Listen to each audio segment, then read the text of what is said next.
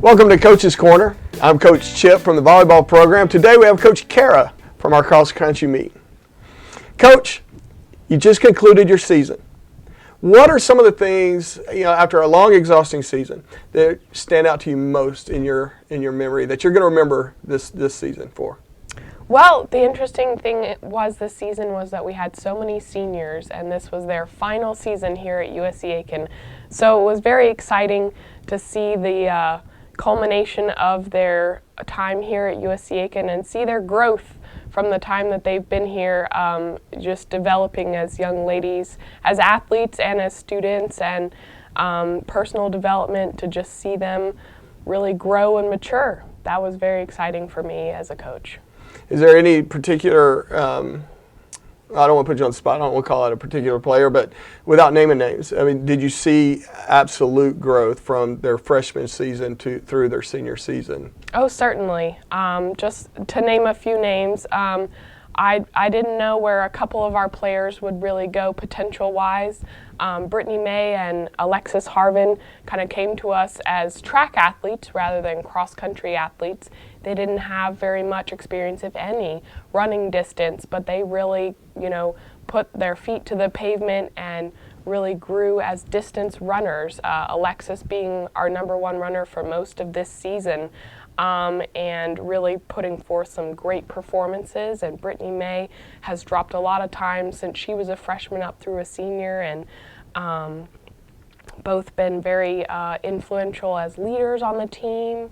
And Kayla Milholland, Abby Swanson, and Colleen Cirillo were our other seniors, and I've definitely seen a lot of improvement for them too. And some great performances and some great personal development as well. Those are all some great seniors that you're naming. Obviously, when they graduate, there's going to be a hole at USC Aiken. But you've got some younger runners, and then you've got some folks that you've been recruiting. Is there how do you respond to losing so many great seniors? Who steps up in a leadership position on the cross country team? Great question. Well, I'm looking forward to see how our returners do and how some of our new runners are going to do.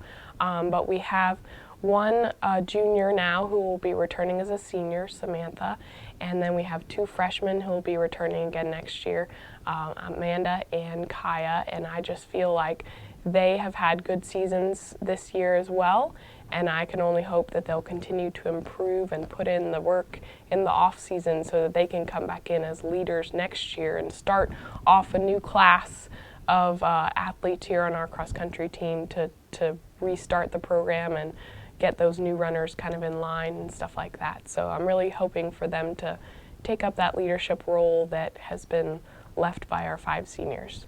Yeah, losing seniors is always tough, and you feel like a piece of you goes with them. Yeah. But there's that new exciting quality of, well, with those seniors leaving, we have these younger players coming in, and they get to come in and kind of endear themselves into our programs, and so I can totally relate with that, Sure. having just lost 2 fantastic seniors this year on the volleyball program. Yeah. But excited about the future. Mm-hmm. Well, with that said, as these younger runners coming up, and certainly having Samantha Lysak, how do you say her last name? Lysak. Is it Lysak? Yes. Mm-hmm. I was close. Yes, you are. Having Samantha come in and maybe whether or not she's the leader or not, because we've learned certainly in our program that it's not always the senior that's going to be the leader. But when those leaders come in, it's kind of fun for them, because they've looked up to people. Well, they'll take on the legacy, and I know for us, we've recognized that it ratchets up the competitive edge of our program in the last few years, and so I would imagine with cross country, you see a lot of that too. Oh, certainly, yeah. Well, what are some things that you're going to do in the off season to take a breath, because it really is fairly consuming what you do. So it is. What do you do do you take a break, or do you? They're taking a break right now, so I'm sure they're enjoying that. We take a little bit of time off, and then we try to do some consistent running in the off season. They'll do that on their own, or pair up with someone that's around their time group or whatever. And then we have a very short spring non-championship track season where we're permitted to practice 23 days in a 45-day period and go to a couple of track competitions.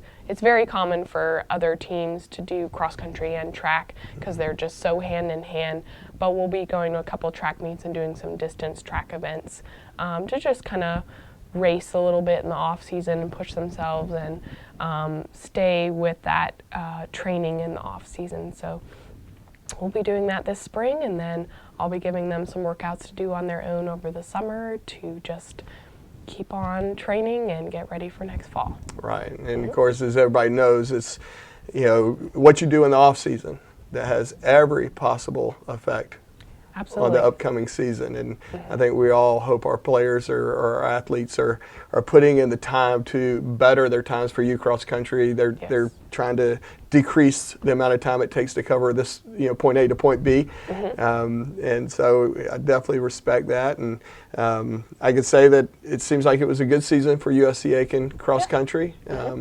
As much as we're going to miss those seniors, we're looking forward to the team for the next season. Yes, and me too. I look forward to seeing what you do. Yeah, thank you. Well, I'm Coach Chip Herring.